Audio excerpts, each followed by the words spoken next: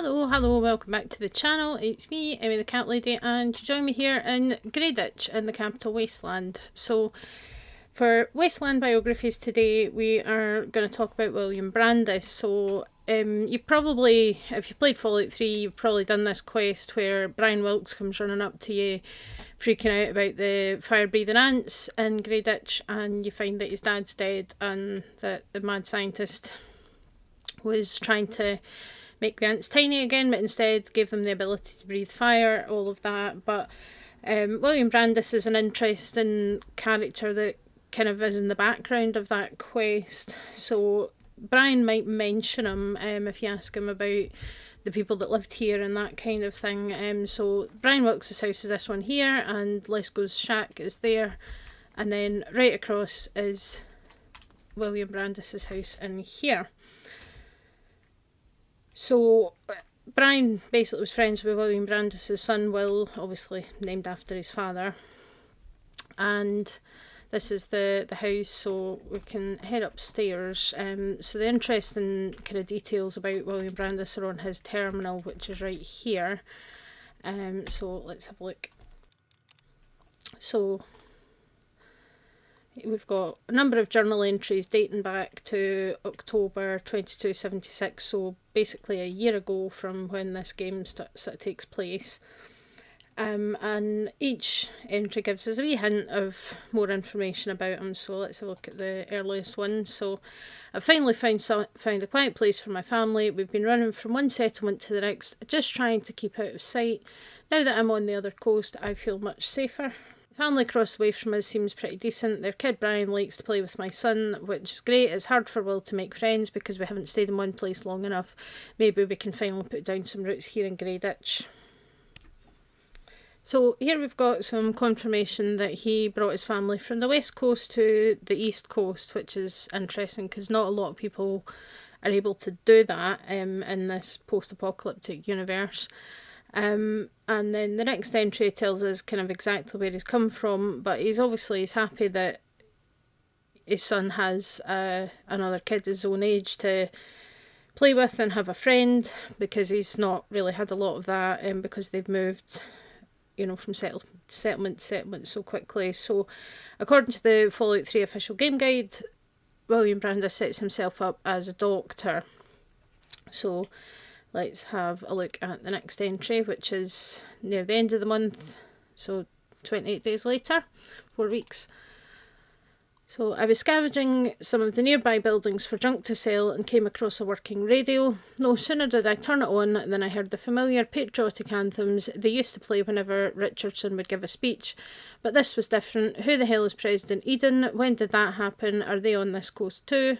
Most importantly, will they come looking for me? I hope this journey wasn't a huge mistake.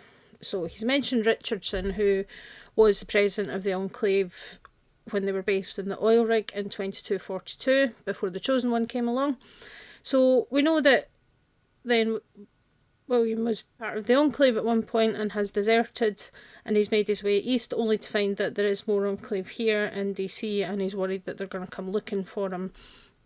So this sparks a little bit of paranoia for this man. And then a couple of weeks later again, the 15th of November, and this is when Lesko arrived. So some scientist named Lesko moved in with the Wilkes family across the street. They're helping him make some sort of a structure on the old lot near the diner. Lesko offered to pay me caps if I helped, but I declined. I don't know who he's working for, but I don't think they're still looking for me. Our supplies are running low and I need to begin foraging for food and some better drinking water. I'd have an easier time if it wasn't for the damn ants. I swear they have a nest around here somewhere. So we know this is the point where Dr. Lesko arrived, and obviously this guy doesn't trust him, but the ants are already becoming a bit of a problem in the local area, which is making scavenging and searching for food and water a bit more difficult. And then the next entry, which is a couple of months, a few months later, so February 2277, these ants are becoming a real pain in the ass. So much that I had to take a trip to Megaton and buy a better gun to protect my family. It cost me a small fortune. I had to trade every bit of ant meat I had collected, but it was worth it. I'm teaching Frank and Sheila that's a mistake because his son was was named Will, so somebody must have forgot to change that one, but I'm teaching them to use it just in case something happens to me. If one of you two are reading this and I'm gone, I keep the gun in the kitchen behind the old fridge. So we know that the ants are becoming even more of a problem in the local area, so he headed over to Megaton to buy a better weapon to help keep his family safe. And we know where he stashed it as well, because he's told us that it's behind the fridge. So we'll come back to that a bit later. And then we've got another entry, which is April, so a couple of months later. Again, I'm going to have to find a better way to protect Sheila and Will from those ants. Ever since Lesko came to town, I'm certain they're getting more and more aggressive. Wasteland ants are bad enough, but at least you can run away from them. These would seem to pursue you to the ends of the earth if they could. Call me crazy, but I swear I saw one of them start a fire the other day. I don't know how this could be happening. I've decided to dig up my old sidearm and keep it hidden on me at all times. If those things get too close, I'll blast the antennae right off their ugly heads. So a bit more time has passed, and he's noticed that the ants have got more aggressive, more dangerous, and they're more willing to pursue you rather than just attacking when you get too close to them.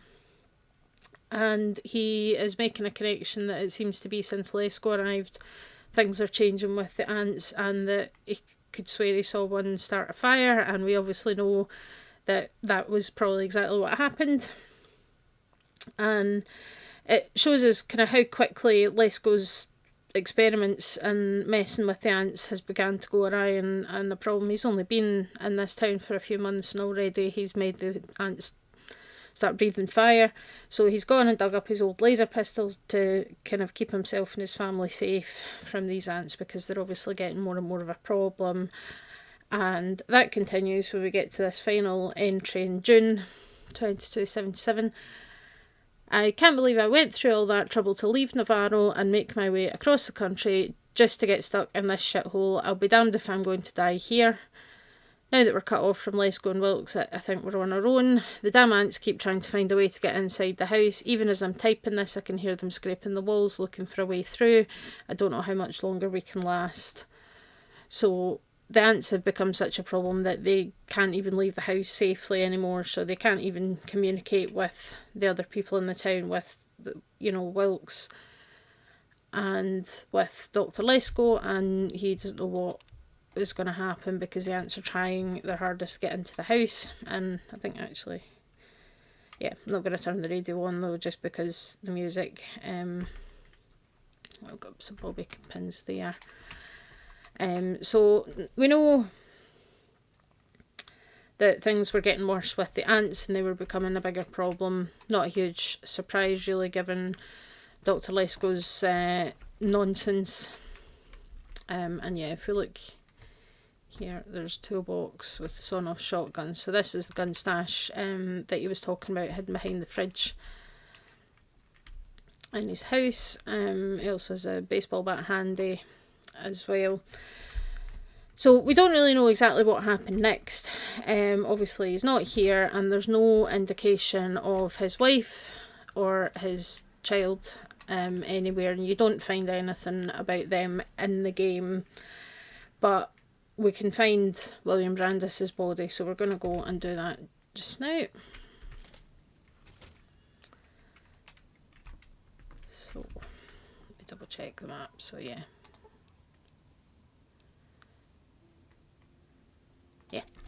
just fast travel over there. I know it's not far, but here we go. So welcome to Grayditch. So this here is Marigold Station, and if you've done the quest, those for Brian Wilkes, you'll have come here already.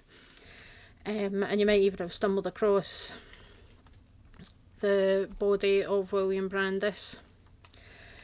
And I say we don't, because that was the last journal entry, we don't really know what happened at the point where he's obviously decided to leave the house and come here. Whether they eventually ran out of food and water, that would be my guess. They ran out of food and water, and so he decided, right, we're going to have to do something here. And so he left the house and went out, and maybe he's either coming here trying to find food, or he was maybe trying to find the source of the ants and try and stop them, something like that, which seems kind of likely to me.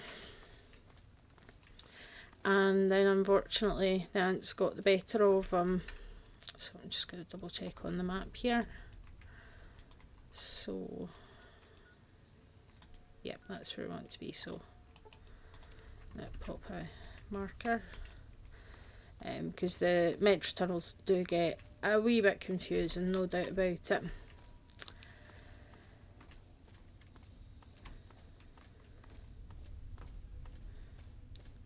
So, let's go this way.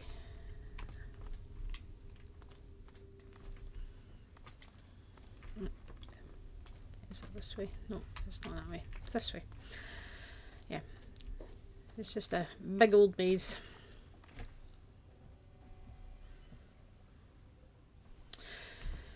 But yeah, we don't really know what happened to Sheila or Will. They don't exist in the game in any form other than them being mentioned on the terminal.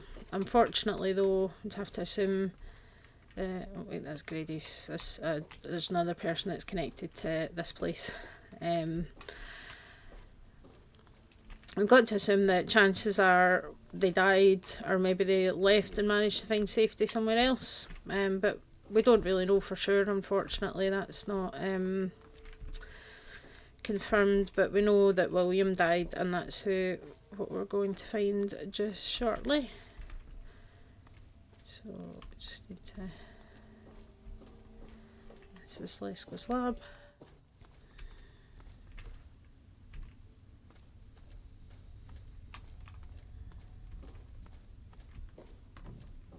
Here we go. So yeah, we're just up from Lesko's lab, and here he is. So this is William Brandice right here, and he's got a bunch of ant meat on him. So he obviously took out a few ants on the way down before he got too badly injured, and ended up here in this little, I don't know, way station or whatever this actually is to do with the trains. So you know, he's achieved quite a lot, this man. That he came from Navarro, which is, you know, sort of north of kind of San Francisco, so quite, you know, on the west coast, and he's managed to travel from there all the way to DC, you know, considering that there's not really much in terms of transport and things, and if he's deserting the Enclave, it's not... He wouldn't have really got away with stealing a vertebrate or anything like that. So there's not really that many people that have managed to travel that kind of distance in the Fallout universe. We know there's a couple. Certainly, you know, Harold also travelled from the west coast and ended up here before he became more tree than anything else. And then Kellogg, who we know also came from the NCR, and he lived around the hub and sort of San Francisco and things before he eventually made his way east and ended up in the Commonwealth and working for the Institute. So we don't really know why he deserted from the Enclave, but it's well established that the Enclave aren't the good guys in this universe. They're the main villains in Fallout 2 and in Fallout 3, and they do throw newborn puppies into an incinerator, and nobody who does that deserves any mercy, in my opinion. But he obviously went a long way to escaping the Enclave, using his skills and his knowledge to keep his family safe until they found somewhere to settle. They would have been fine probably if Lesko hadn't come along and started messing with the ant population. You know, and when I did the video about the ants, which I'll link in the top right for you, we did discuss a bit about Lesko's experiments in the Science of Fallout series and his questionable methods, and I might dig into that a bit further down the line. But you know, he had good intentions, that he wanted to obviously make the ants less dangerous, but because he took a lot of shortcuts, he actually made them even more dangerous, and caused some major problems, and it basically wiped out the entire settlement of Grayditch, because William Brandice is dead, his wife and son, we don't know where they are, they're probably dead. Brian Wilkes' father's dead. Lesko basically stayed down here and abandoned Brian and left that poor kid to just kind of exist on his own, until, you know, the Lone Wanderer comes along and solves the problem.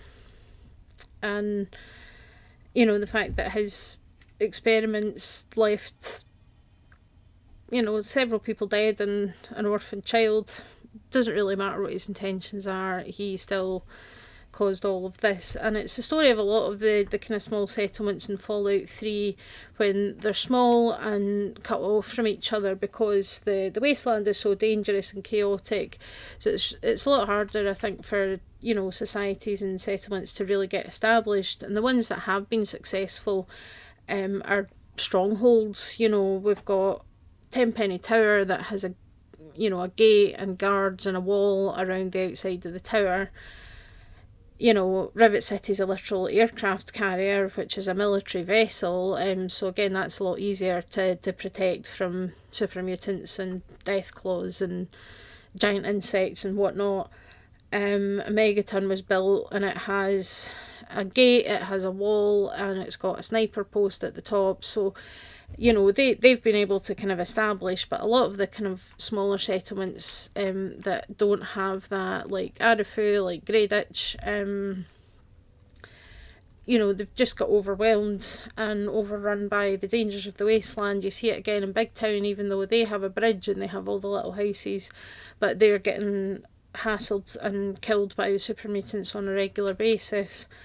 And unfortunately, the mad scientists and the super mutants, the Enclave, just don't want to let that happen and establish, you know, safer communities in the ruins of DC. And clearly, that's all William wanted, was to settle down and keep his family safe and live as a doctor and away from the Enclave and all that nonsense. And he unfortunately wasn't able to do that because of the fire ants, which unfortunately is all down to Dr. Lesko, who, again, good intentions are all well, you know, that's fine, but if you have good intentions but something goes wrong and you've made a mistake, you need to own up to that, because, you know, that's the kind of mistake that has serious consequences for people, and that's what happened to William here. But it is interesting to hear that, you know, there's a few people in the game that have managed to, you know, trek across the continent, which, when there's no planes, there's no trains, there's no buses, you know, cars don't work anymore. It's no mean feat, you know, passing through a lot of potentially dangerous places in order to get here. And then, unfortunately, the safety and security that he was looking for was taken away by some mad science experiments. So that's the story of William Brandice. So you might have heard him mentioned, you might even have stumbled across his body or you know, gone into his house, but that's the story of William Brandice and what happened. We don't know why he chose to leave the house, but I would assume that he was looking for something, whether he needed to get food, water, or he maybe just decided, right, enough of this, I'm going to see if I can deal with this ant problem, and unfortunately he perished in the process. And we don't really know what happened to Sheila, his wife, or Will, his child, but that's the kind of story. So yet another tragic story of someone that we don't get to speak to, because when the time we find them, they're already dead. So hopefully you found that interesting. It's one thing that I do like about the Fallout games, and it is something that is well done in Fallout 3, but often these things are kind of well hidden and you just kind of walk past and be like, oh look, there's a dead body, big deal. And, you know, but if you look into these things, you can actually discover quite a lot of interesting little stories, and that's what we've done today. So hopefully you found that interesting. As always, I love to hear your thoughts in the comments, and if, you know, there's anyone in particular that you'd like me to cover on this series next, then just let me know. I'd be more than happy to take a look at it. Other than that, I will see you all next time. Bye.